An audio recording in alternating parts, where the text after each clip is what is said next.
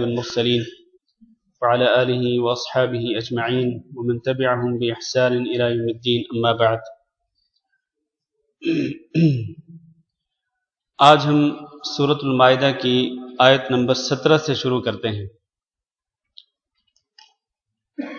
اعوذ باللہ من الشیطان الرجیم. لقد كفر الذين قالوا إن الله هو المسيح ابن مريم قل فمن يملك من الله شيئا إن أراد أن يهلك المسيح ابن مريم وأمه ومن في الأرض جميعا ولله ملك السماوات والأرض وما بينهما وإليه المصير يخلق ما يشاء والله على كل شيء قدير. اللہ رب العزت ارشاد فرماتے ہیں کہ یقیناً ان لوگوں نے کفر کیا جنہوں نے یہ کہا کہ بے شک اللہ تعالی وہ ہے جو کہ مسیح بن مریم ہے. اور آپ جانتے ہیں کہ نصارہ میں سے کچھ لوگ ایسے تھے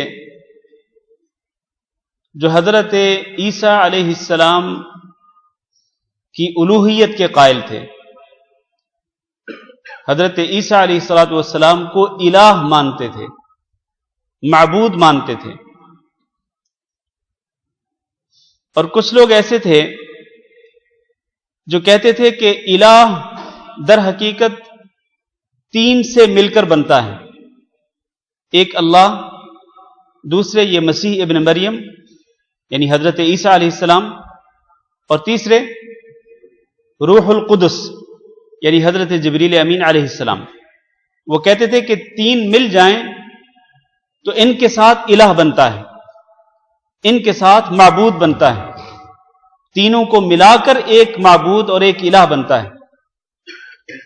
یہ دوسرا گروہ تھا.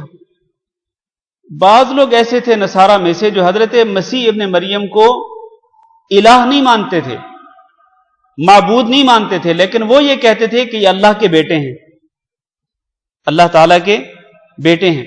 گویا کہ نصارہ کے اندر حضرت مسیح ابن مریم کے تعلق سے، حضرت عیسیٰ علیہ السلام کے تعلق سے تین قسم کے گروہ تھے.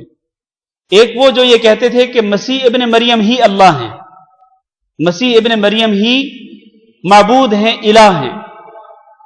اور کچھ لوگ ایسے تھے، دوسرا گروہ، کچھ لوگ ایسے تھے جو یہ کہتے تھے کہ مسیح ابن مریم یعنی حضرت عیسیٰ علیہ السلام خود تو الہ نہیں ہیں، خود تو معبود نہیں ہے، لیکن وہ اللہ کے بیٹے ہیں. اور تیسرا گروہ جو ہے وہ ان لوگوں کا تھا جو یہ کہتے تھے کہ در حقیقت الہ تین سے مل کر بنتا ہے، اللہ، مسیح ابن مریم اور روح القدس. اللہ رب العزت نے قرآن مجید کے اندر ان تینوں عقائد کو باطل قرار دیا ہے. قرآن مجید کی مختلف صورتوں کے اندر اللہ تعالیٰ نے ان تینوں نظریات کی تردید کی ہے اور تینوں نظریات کو باطل قرار دیا ہے. تو یہاں اللہ تعالیٰ یہ ارشاد فرما رہے ہیں کہ ان لوگوں نے کفر کیا جو یہ کہتے ہیں کہ مسیح ابن مریم ہی اللہ ہیں، یعنی مسیح ابن مریم کو، عیسیٰ علیہ السلام کو وہ اللہ مانتے ہیں، الہ مانتے ہیں، معبود مانتے ہیں. تو جو یہ کہتے ہیں وہ کافر ہو گئے، انہوں نے کفر اختیار کیا. اس سے یہ ثابت ہوتا ہے کہ جو شخص بھی اللہ کے سوا کسی اور کو معبود مانتا ہو وہ کیا ہے؟ وہ کافر ہے. کیونکہ الہ حقیقی، معبود برحق وہ صرف اور صرف اللہ تعالیٰ ہے، اللہ کے سوا کوئی نہیں. تو اللہ رب العزت نے ان کی اس بات کو کفر قرار دیا. پھر اللہ تعالیٰ نے ان کے اس بات کی تردید کس طرح سے کی؟ اللہ فرماتے ہیں قل، آپ کہہ دیجئے اے محمد صلی اللہ علیہ وسلم، فَمَن يَمْلِكُ مِنَ اللَّهِ شَيْئًا، کون ہے جو کہ اللہ تعالیٰ سے کسی قسم کا اختیار رکھتا ہو، ان اراد ان یہلک المسیح ابن مریم، اگر اللہ تعالیٰ مسیح ابن مریم کو ہی ہلاک کر دے، وَأُمَّهُ، اور ان کی والدہ کو بھی ہلاک کر دے، وَمَنْ فِي الْأَرْضِ جَمِيعًا، اور زمین میں جتنے بھی لوگ ہیں اللہ تعالیٰ سب کو ہلاک کر دے، تو کون ہے جو اللہ کو روک سکتا ہے؟ کوئی اللہ کو روک سکتا ہے؟ نہیں روک سکتا ہے. یہ تو اللہ کی مخلوق ہیں. عیسیٰ بن مریم بھی، مسیح ابن مریم بھی، ان کی والدہ بھی، اور اسی طرح باقی تمام لوگ، یہ اللہ کی مخلوق ہیں. اللہ ان کا خالق ہے، ان کا مالک ہے. اگر اللہ تعالیٰ اپنے اختیار سے ان کو ہلاک کرنا چاہے تو کون ہے جو اللہ تعالیٰ کو روک سکے؟ کیا مسیح ابن مریم روک لیں گے اللہ تعالیٰ کو؟ کیا مسیح ابن مریم کی والدہ حضرت مریم اللہ تعالیٰ کو روک سکتی ہیں؟ نہیں. کیا کائنات کے اندر کوئی اور طاقت اللہ کو روک سکتی ہے؟ نہیں. تو پھر وہ اللہ جس کے پاس یہ اختیار ہے اسی کو الہ برحق ماننا چاہیے، اسی کو معبود حقیقی ماننا چاہیے. یہ بیچارے چاہے عیسیٰ بن مریم ہوں، چاہے ان کی والدہ ہوں، یہ تو اللہ کی مخلوق ہیں، ان کے اختیار میں کیا ہے؟ اور اسی طرح باقی لوگ، ان کے اختیار میں کیا ہے؟ کچھ بھی نہیں ہے. لہذا ان میں سے کسی کو معبود نہیں مان سکتے ہیں. جو خود ہلاک ہو سکتا ہو، جس پر موت آ سکتی ہو، وہ کس طرح دوسروں کا معبود بن سکتا ہے؟ جو اپنے آپ کو نہیں بچا سکتا، اگر حضرت عیسیٰ علیہ السلام کو اللہ تعالی ہلاک کرنا چاہتے، جس طرح کہ قرآن مجید کی اس آیت کے اندر ہے، تو کیا عیسیٰ علیہ السلام اپنی ہلاکت کو روک سکتے تھے؟ نہیں روک سکتے تھے. اسی طرح ان کی والدہ. یہ اختیار تو صرف اللہ کے پاس ہے. تو جس کے پاس اختیار ہے، جو پوری کائنات کا خالق و مالک ہے، اور جو ان کا بھی خالق ہے، مسیح ابن مریم کا بھی اور ان کی والدہ کا بھی اور تمام لوگوں کا، وہی الہ ہے، وہی معبود ہے، اس کے سوا کوئی نہیں. اور جو ہلاک ہو سکتا ہے، چاہے وہ عیسیٰ بن مریم ہوں، چاہے ان کی والدہ ہوں، چاہے کوئی اور ہو، جو ہلاک ہو سکتا ہے اللہ کے حکم کے ساتھ، وہ معبود نہیں بن سکتا ہے. وہ معبود نہیں بن سکتا ہے. ہم یہی بات آج کہتے ہیں. جو لوگ یہ کہتے ہیں کہ فلاں شخص جو ہیں وہ غوث اعظم ہیں، اور فلاں شخص جو ہیں وہ ان کو پکارا جا سکتا ہے اور ان سے دعا کی جا سکتی ہے، ہم یہ کہتے ہیں کہ وہ خود اپنے آپ کو نہیں بچا سکتے ہیں. وہ خود اپنے آپ کو اور ان کی قبروں کے اوپر جو مزار بنے ہیں، وہ تو ان اپنے مزاروں کی قبروں کی حفاظت نہیں کر سکتے ہیں، تو وہ کسی کی مشکل کس طرح ٹال سکتے ہیں؟ وہ کسی کی پکار کو کس طرح سن سکتے ہیں؟ وہ کسی کی حاجت کو کس طرح پورا کر سکتے ہیں؟ یہ اختیار ان کے پاس نہیں ہے. یہ اختیار صرف اور صرف اللہ کے پاس ہے. تو اللہ تعالیٰ نے نصارہ کی بات کا جواب دیا، جو یہ کہتے ہیں کہ مسیح ابن مریم ہی اللہ ہیں. اللہ نے کہا کہ اس کا جواب یہ ہے کہ اللہ تعالیٰ ان کو ہلاک کر دے.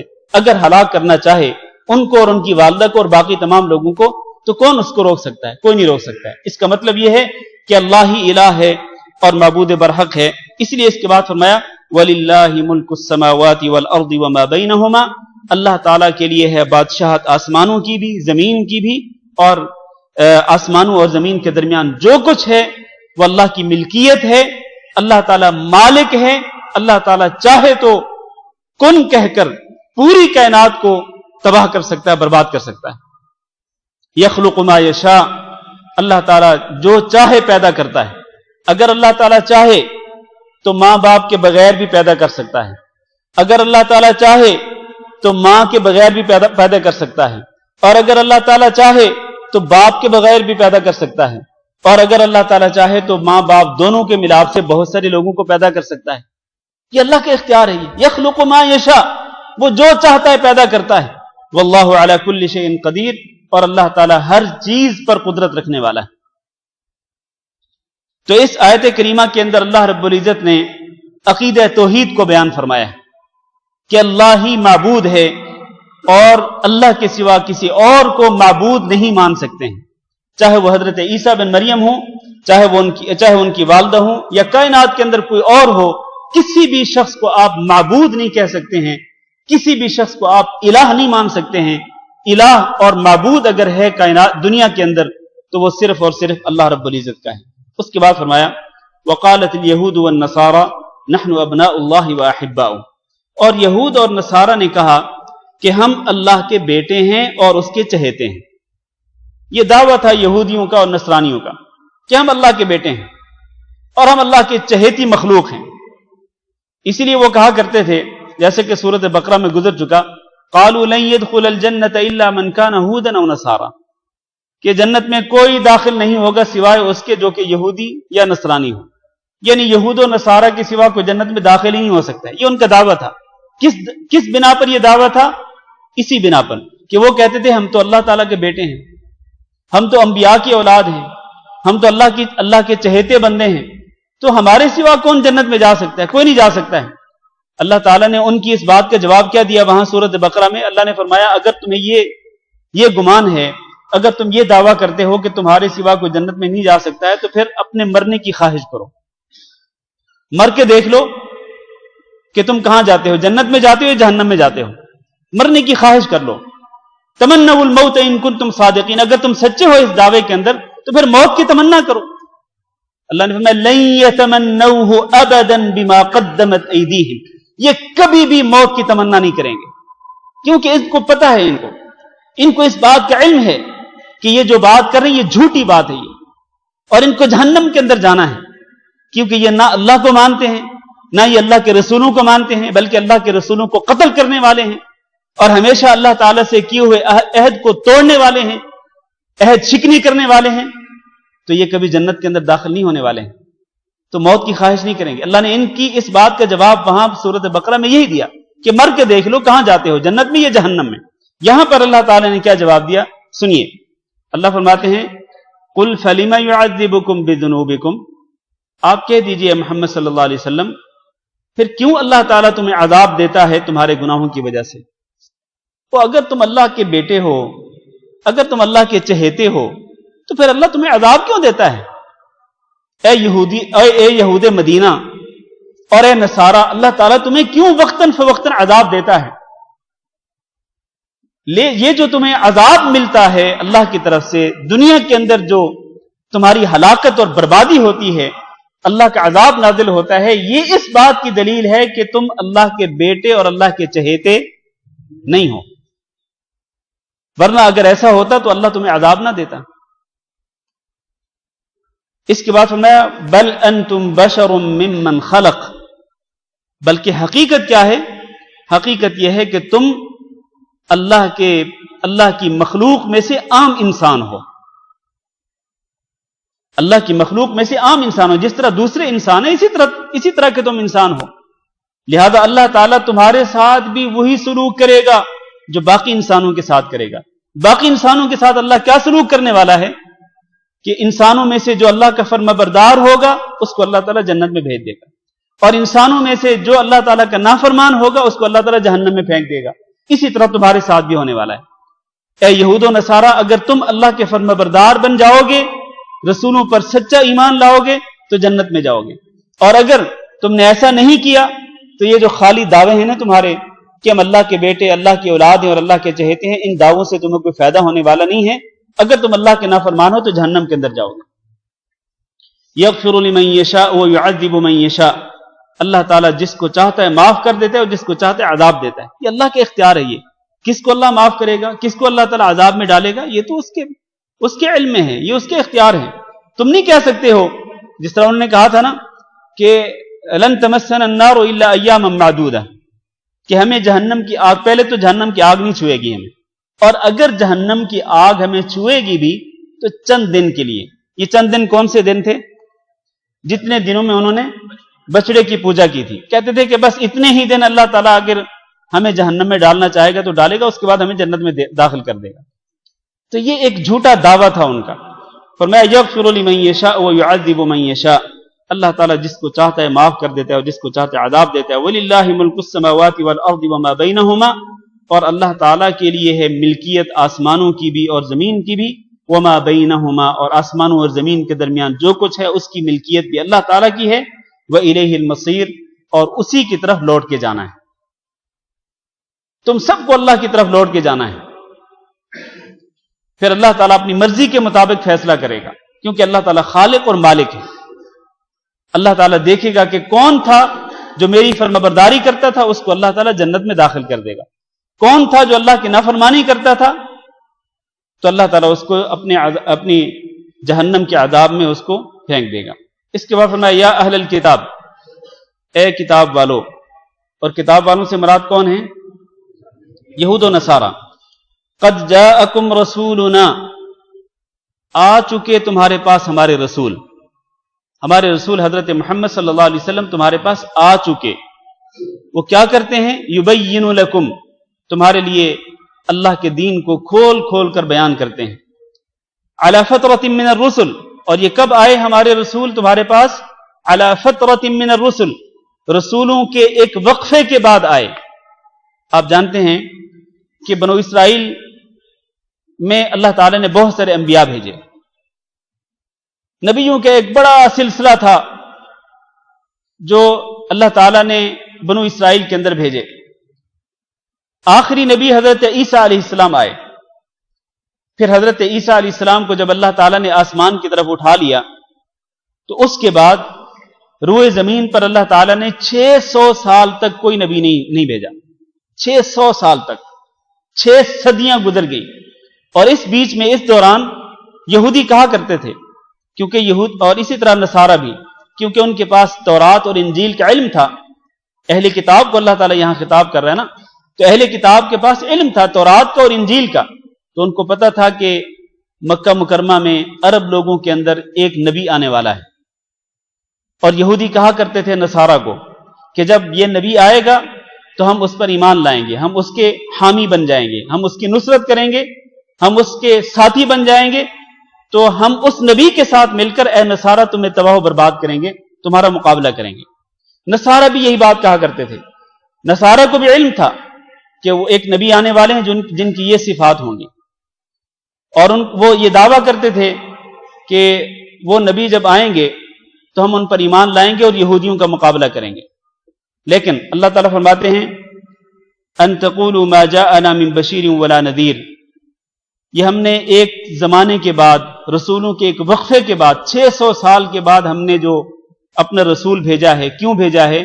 ان تقولوا ما جاءنا من بشیر ولا نذیر، کہ کہیں تم ایسا نہ کہو کہ ہمارے پاس نہ کوئی بشیر آیا اور نہ ہی کوئی نذیر آیا.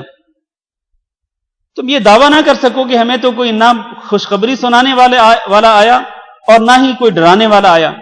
فقد جاءکم بشیر و نذیر، تو تمہارے پاس بشیر بھی آ چکا، نذیر بھی آ چکا.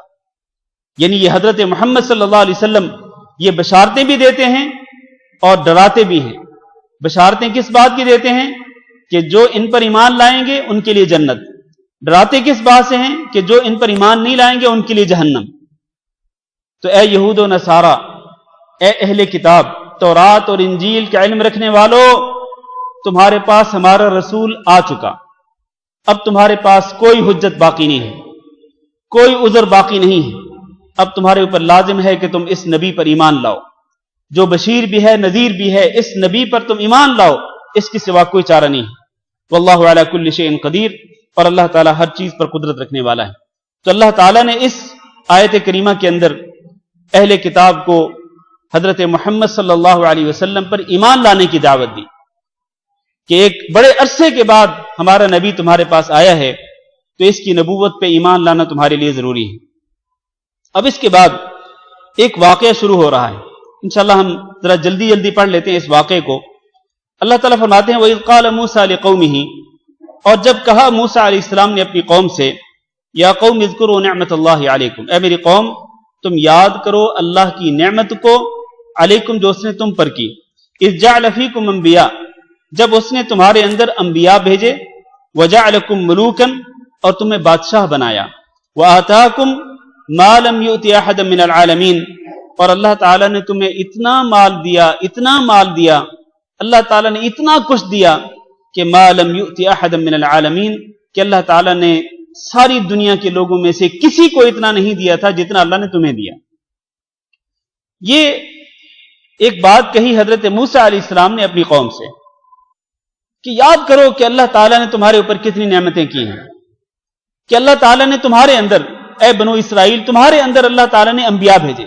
آپ دیکھیں نا، یہ بنو اسرائیل جو ہیں، ان کو بنو اسرائیل کیوں کہا جاتا ہے؟ اسرائیل کس کا لقب تھا؟ حضرت یعقوب علیہ السلام کا. حضرت یعقوب علیہ السلام کے بعد بہت سارے انبیاء آئے، ان میں ایک حضرت یوسف علیہ السلام بھی، جو کہ حضرت یعقوب علیہ السلام کے بیٹے تھے۔ اللہ تعالیٰ نے حضرت یوسف علیہ السلام کو نبی بنایا، صرف نبی نہیں بلکہ مصر کا بادشاہ بھی بنا دیا۔ جب حضرت یوسف علیہ السلام مصر کے بادشاہ تھے تو یہ وہ دور تھا جو کہ بنو اسرائیل کی خوشحالی کا دور تھا۔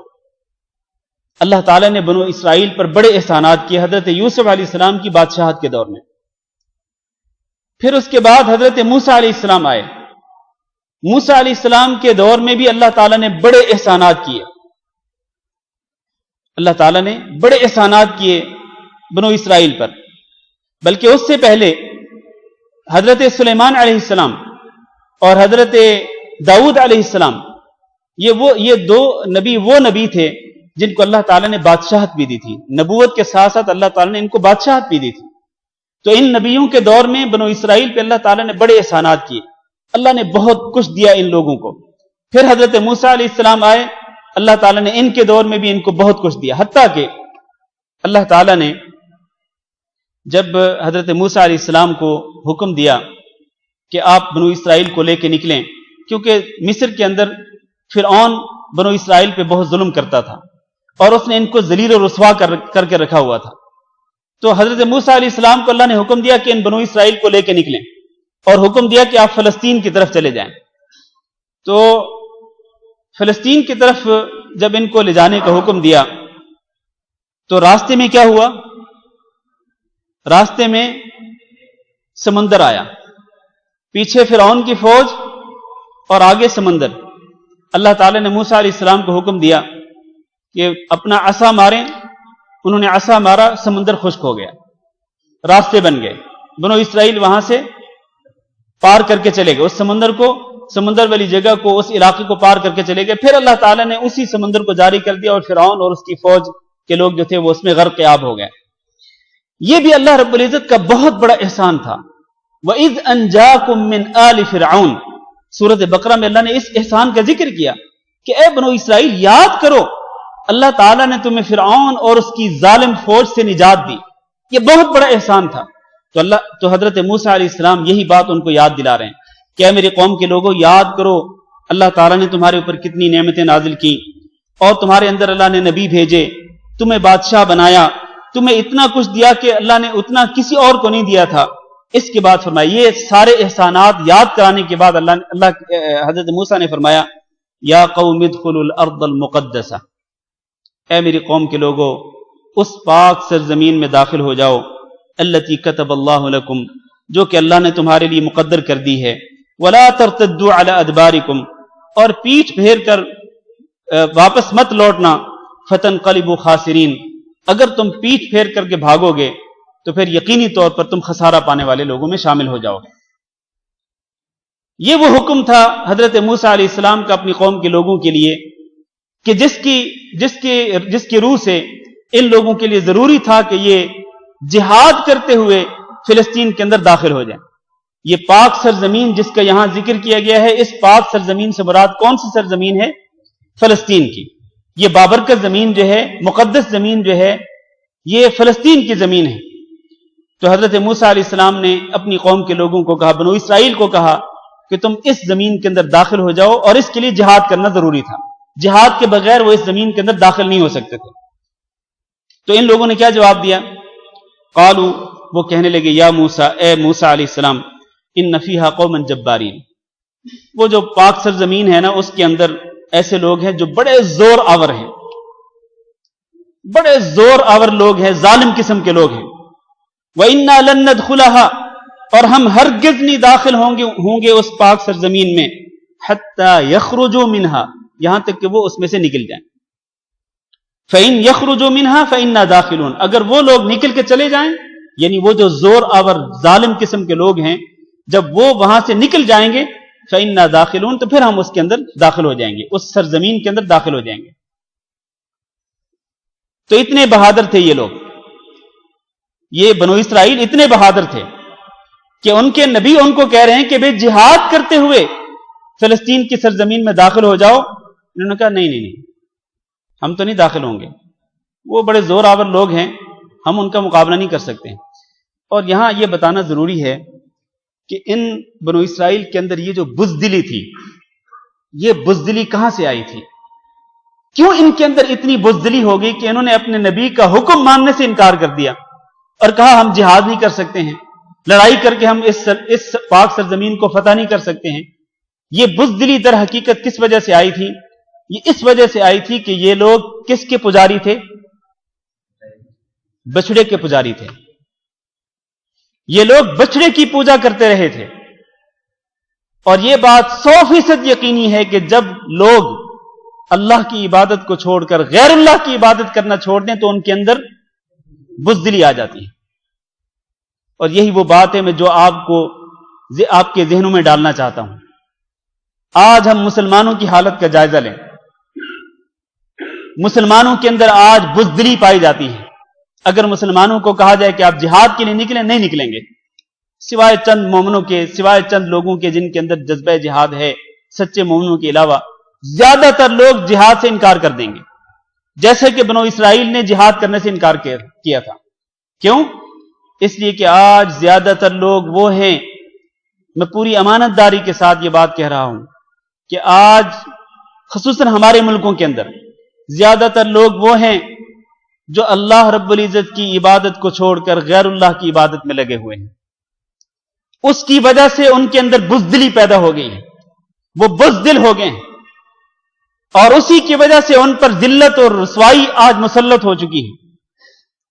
وہ لوگ کبھی بھی ترقی نہیں پا سکتے، وہ لوگ کبھی اپنے قدموں پہ کھڑے نہیں ہو سکتے ہیں جن کے اندر غیر اللہ کی پوجا پائی جاتی ہے۔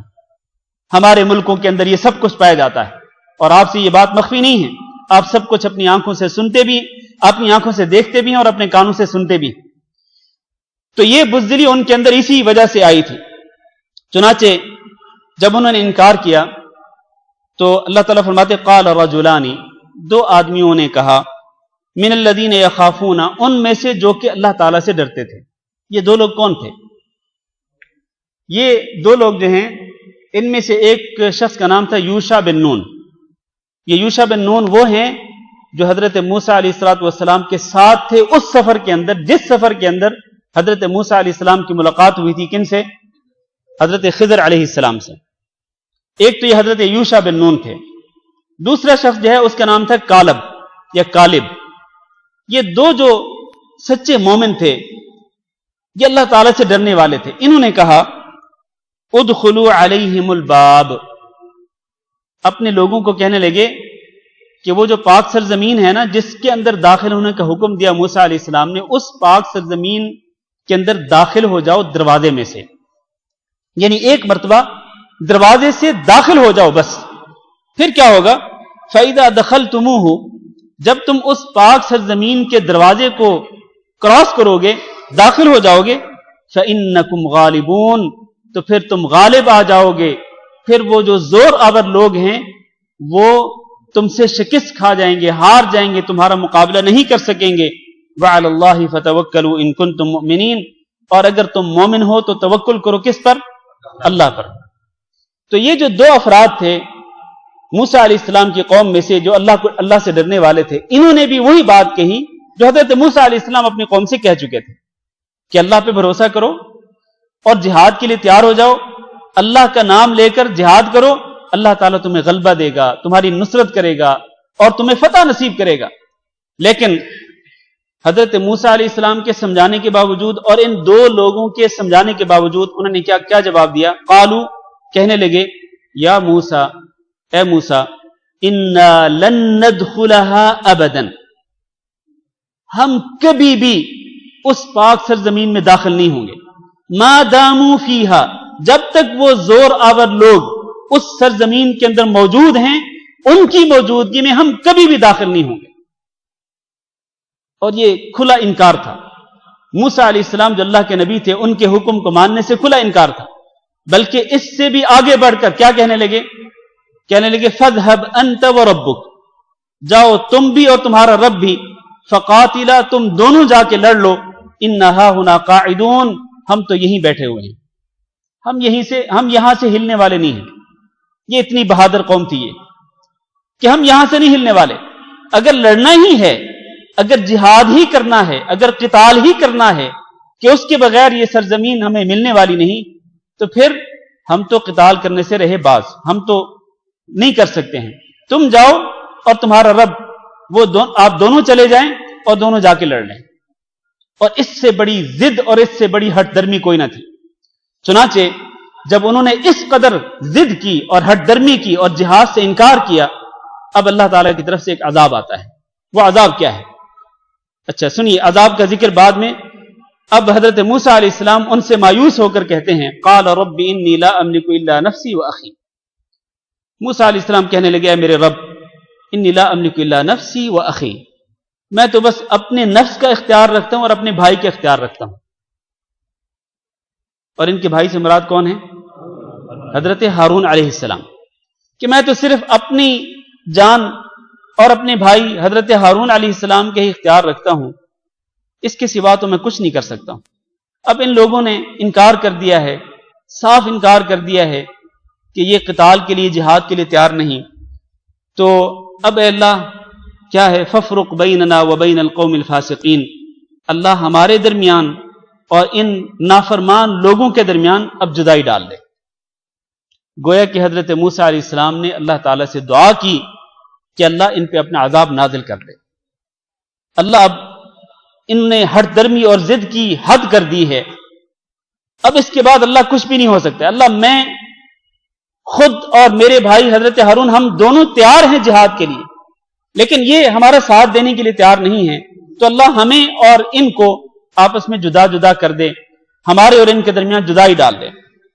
چنانچہ موسیٰ علیہ السلام کی دعا جب انہوں نے دعا کی تو اللہ تعالیٰ نے فرمایا، قال، اللہ نے فرمایا، فإنها محرمة علیہم، اس پاک سرزمین کو ان پر حرام کر دیا گیا ہے، 40 سنہ، 40 سال کے لیے، یتیہون فی الارض، یہ زمین کے اندر سرگرداں مارے مارے پھریں گے، یہ ان کے لیے سزا ہے۔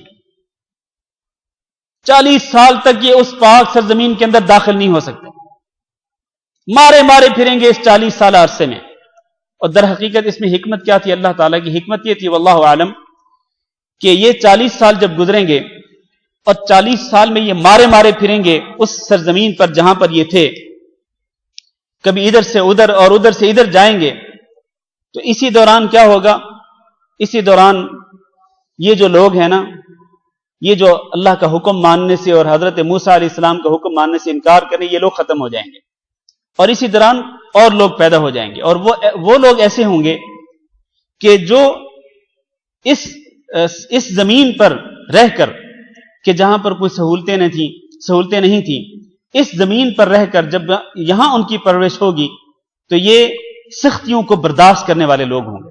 جو نئی نسل آئے گی وہ نئی نسل سختیوں کو برداشت کرنے والی ہوگی، اور ان کے اندر مقابلہ کرنے کا جذبہ ہوگا، ان کے اندر جہاد کرنے کا جذبہ ہوگا۔ تو اللہ تعالیٰ نے ایسے ہی کیا، یہ جو لوگ تھے یہ 40 سال کے اندر ختم ہو گئے۔ اسی دوران اللہ تعالیٰ نے وہ نوجوان پیدا کر دیے جن کے اندر جذبہ جہاد تھا۔ چنانچہ اس کے بعد جب وہ لوگ 40 سال گزرنے کے بعد جب یہ نئی نسل آئی نوجوانوں پر مشتمل جن کے اندر جذبہ جہاد تھا، اور اسی دوران حضرت موسیٰ علیہ السلام بھی فوت ہو گئے، حضرت ہارون علیہ السلام بھی فوت ہو گئے، تو اس کے بعد جب یہ لوگ اس پاک سرزمین کی طرف بڑھے تو اللہ رب العزت نے ان کو جہاد کی برکت سے وہ پاک سرزمین عطا کر دی۔ اور یہاں یہ بات معلوم ہونی چاہیے کہ اللہ تعالیٰ نے ان بنو اسرائیل کو فلسطین کی طرف ہی جانے کا حکم کیوں دیا تھا؟ اس لیے کہ یہ فلسطین کی جو زمین ہے یہ ان کے آباء و اجداد کی زمین تھی۔ یہاں پر حضرت ابراہیم علیہ السلام آئے تھے، یہاں پر حضرت اسحاق علیہ السلام پیدا ہوئے تھے، یہاں پر حضرت یعقوب علیہ السلام تھے، یہاں پر اللہ تعالیٰ نے بہت سارے انبیاء بھیجے تھے۔ تو یہ جو سرزمین تھی یہ بنو اسرائیل کے آباء و اجداد کی اور ان کے انبیاء کی سرزمین تھی، مبارک سرزمین تھی۔ یعنی دوسرے الفاظ میں ہم یہ کہہ سکتے ہیں کہ یہ سرزمین انبیاء کرام علیہ السلام کے ماننے والوں کی سرزمین تھی، اس لیے اللہ تعالیٰ نے ان کو اس سرزمین کے اندر جانے کا حکم دیا، کیونکہ یہ اس سرزمین کے وارث تھے۔ آج اسرائیلی یہودی یہ کہتے ہیں کہ یہ سرزمین ہماری ہے۔ چنانچہ جب سے اسرائیل قائم ہوا 1948 میں، اس وقت سے لے کر اب تک اسرائیلی یہودیوں نے فلسطین کی یہ جو پاک سرزمین ہے، یہ جو ارض مقدسہ ہے، اس میں سے بہت ساری زمین پر یہودیوں نے ناجائز قبضہ کر لیا ہے. یہودیوں نے ناجائز قبضہ کیا ہے، ظلم اور زیادتی کرتے ہوئے قبضہ کیا ہے. وہ سرزمین جو مسلمانوں کی ہے، اللہ تعالیٰ نے اس کو مسلمانوں کے لیے مقدر کیا ہے، لیکن ان ظالم یہودیوں نے اس پاک سرزمین پہ قبضہ کیا، حتیٰ کہ بیت المقدس پہ قبضہ کر رکھا ہے. مسلمانوں کا قبلہ اول جو ہے اس پر قبضہ کر رکھا ہے. تو میرے بھائیوں، اس پاک سرزمین کو آج بھی آزاد کرایا جا سکتا ہے. کس طرح؟ جس طرح ان لوگوں نے اس پاک سرزمین کو آزاد کرایا تھا. انہوں نے کس طرح آزاد کرایا تھا؟ جہاد. جہاد ہی واحد راستہ ہے یہودیوں کے قبضے کو ختم کرنے کے لیے، یہودیوں سے اس پاک سرزمین کو چھڑانے کے لیے، بیت المقدس کو، مسلمانوں کے قبلہ اول کو آزاد کرانے کے لیے آج بھی واحد راستہ جہاد ہے، اس کے سوا کوئی راستہ نہیں. چنانچہ جب لوگ خالصتاً اللہ کی رضا کے لیے جہاد کریں گے، اس امت کے لوگ، چاہے وہ فلسطینی ہوں، چاہے وہ شام کے ہوں، چاہے وہ دنیا کے کسی ملک کے رہنے والے لوگ ہوں، جب یہ لوگ مل کر خالصتاً اللہ کی رضا کے لیے جہاد کریں گے، کلمہ طیبہ لا الہ الا اللہ محمد الرسول اللہ کو سامنے رکھتے ہوئے جہاد کریں گے، اور ان کے سامنے کوئی سیاسی مقصد نہیں ہوگا، سیاسی جہاد نہیں ہوگا، بلکہ خالصتاً دینی جہاد جب یہ کریں گے تو پھر اللہ رب العزت ان کی مدد ضرور کرے گا، اور ان کے ہاتھوں اللہ رب العزت بیت المقدس کو آزاد ضرور کرے گا. ان کے ہاتھوں اللہ رب العزت اس پاک سرزمین کو ضرور آزاد کرے گا، لیکن اس کے لیے شرط یہ ہے کہ وہ جہاد اللہ کی رضا کے لیے ہو. آج جو جہاد ہو رہا ہے وہ ایک سیاسی جہاد ہے، اور یہ بات کہنے میں مجھے کوئی جھجک نہیں محسوس ہو رہی ہے. جو کچھ ہو رہا ہے وہ سیاسی جہاد ہو رہا ہے، سوائے ان لوگوں کے جو کہ مظلوم ہیں. یقیناً ان میں ایسے لوگ بھی ہیں جو مجاہدین ہیں، جو جہاد کر رہے ہیں، لیکن جو وہاں کی صورتحال ہے اس کو سامنے رکھتے ہوئے ہم یہ کہہ سکتے ہیں کہ جو کچھ ہو رہا ہے چند لوگوں کو چھوڑ کر کے باقی وہ صرف نعرے ہیں. نعروں کی حد تک وہ صرف بیت المقدس کو آزاد کرانے کے لیے وہ صرف نعروں کی حد تک اگر کچھ کرتے ہیں تو کرتے ہیں، ورنہ جو اسلامی جہاد ہے وہ آج اسلامی جہاد اصل شکل کے اندر موجود نہیں ہے. تو خلاصہ یہ ہم اس واقعے کی طرف واپس آتے ہیں. اللہ تعالیٰ نے جس پاک سرزمین کو فتح کرنے کا حکم دیا تھا، اس پاک سرزمین کو ان لوگوں نے فتح کیا جنہوں نے جہاد کیا، اور جن لوگوں نے انکار کیا جہاد کرنے سے اللہ تعالیٰ نے ان کو ذلیل و خوار کیا. آج بھی یہی ہے، جو لوگ بھی جہاد کرنے سے انکار کریں گے وہ ذلیل و خوار ہوں گے. اللہ تعالیٰ عزت ان کو دے گا جو جہاد کریں گے، جو اللہ کا حکم مانیں گے، اللہ کے دین کی سربلندی کے لیے لڑ مرنے کو تیار ہوں گے، تو اللہ تعالیٰ ان کو سربلندی دے گا. آخر میں اللہ نے فرمایا فلا تأس علی القوم الفاسقین. اے موسیٰ علیہ السلام، اللہ نے ان پر اس پاک سرزمین کو 40 سال کے لیے حرام کر دیا ہے، لہذا آپ یہ فاسق لوگ جو ہیں، یہ جو نافرمان لوگ ہیں، جنہوں نے اللہ کا حکم نہیں مانا، جنہوں نے اے موسیٰ تیرا حکم نہیں مانا، حالانکہ اللہ تعالیٰ نے ان پر بڑی نعمتیں کی. اللہ تعالیٰ نے ان کو فرعون سے نجات دلائی، اللہ تعالیٰ نے ان کے اندر انبیاء بھیجے، اللہ نے ان کو اتنا دیا جتنا اللہ نے کسی اور کو نہیں دیا تھا. اس کے باوجود بھی انہوں نے اللہ اور اللہ کے رسول کے حکم کو ماننے سے انکار کر دیا ہے. تو اب جب اللہ نے اپنے عذاب کا امر نازل کر دیا ہے کہ یہ پاک سرزمین ان پر حرام کر دی گئی 40 سال کے لیے، اور 40 سال یہ مارے پھریں گے، لا تأس علی القوم الفاسقین. تو اے موسیٰ، اس قسم کے لوگوں پر اب آپ کو کوئی ترس نہیں آنا چاہیے. یہ نہ ہو کہ اب آپ اس کے بعد جب یہ سرگرداں ہوں گے، مارے پھریں گے، تو آپ پھر اللہ کے سامنے ہاتھ پھیلائیں اور اللہ سے دعا کرنے لگیں کہ اللہ ان کو نجات دے. نہیں، لا تأس علی القوم الفاسقین. اب ان نافرمان لوگوں پر آپ کو ترس نہیں آنا چاہیے. یہ اللہ کے نافرمان ہیں، عہد شکنی کرنے والے ہیں. تو اللہ تعالیٰ سے دعا کرتے ہیں کہ اللہ رب العزت ہمیں اپنا کلام سمجھنے کی توفیق دے، اور اللہ رب العزت ہمیں اپنے کلام پر عمل کرنے کی توفیق دے. اللہ رب العزت اس کتاب کو ہمارے دلوں کا نور بنا دے، اور اللہ رب العزت اس کتاب کا نور ہمیں قبروں کے اندر بھی نصیب فرمائے، اور قیامت کے دن بھی اللہ رب العزت اس کتاب کی شفاعت ہمیں نصیب فرمائے. اور یہ بات یاد رکھیں کہ اس کتاب کی شفاعت ان لوگوں کو نصیب ہوگی جو اس کتاب کو پڑھتے ہیں، جو اس کتاب کا مطالعہ کرتے ہیں، جو اس کتاب کو دستور حیات بناتے ہیں، جو اس پر عمل کرتے ہیں. قیامت کے دن اس کتاب کی شفاعت ایسے ہی لوگوں کو نصیب ہوگی. اللہ تعالیٰ سے دعا کرتے ہیں کہ اللہ ہمارے حق میں اس کتاب کی شفاعت کو نصیب فرمائے، اور قیامت کے دن اللہ رب العزت ہمیں ان لوگوں کے اندر شامل فرمائے جن کو اللہ رب العزت دائیں ہاتھ کے اندر نام اعمال دے کر ان کو اللہ تعالیٰ جنت کے اندر داخل فرمائے گا۔ اللہ ہمیں بھی، ہمارے والدین کو بھی، ہمارے بیوی بچوں کو بھی اور ہمارے بہن بھائیوں کو بھی اللہ تعالیٰ جنت الفردوس کے وارثوں میں شامل فرمائے۔ استغفر اللہ لی ولکم انہ هو الغفور الرحیم۔ جزاکم اللہ خیرا۔ میں آپ سے گزارش کرتا ہوں کہ جس طرح آج ماشاءاللہ مسجد بھری ہوئی نظر آ رہی ہے، آئندہ بھی اسی طرح آپ اسی جذبے اور اسی شوق کے ساتھ تشریف لائیں۔ آج آپ نے دیکھ لیا کہ ہم نے مغرب کے بعد حدیث کی کتاب پڑھی اور ابھی ہم نے قرآن مجید کا ترجمہ اور تفسیر پڑھی۔ یہی ہمارا معمول ہے، تو قرآن اور حدیث کو پڑھنے کے لیے آپ ہمیشہ تشریف لاتے رہیں۔ اللہ تعالیٰ آپ کا آنا قبول فرمائے، اور ہم جتنی دیر یہاں بیٹھے ہیں اللہ تعالیٰ اس کو ہمارے لیے ذخیرہ آخرت بنائے اور اس کو ہمارے لیے ذریعہ نجات بنائے۔ ایک بھائی نے لکھا ہے کہ میرے والدین کی صحت کے لیے دعا کریں، وہ بیمار ہیں، اور انہوں نے لکھا ہے کہ ان کی اہلیہ بھی بیمار ہیں کافی عرصے سے، اور ہمارے ایک بھائی ہیں منصف بھائی، وہ ہاسپٹل میں بڑے سیریس حالت میں ہیں، تو ان کے لیے بھی دعا کریں کہ اللہ رب العزت ان کو بھی شفائے کاملہ نصیب فرمائے۔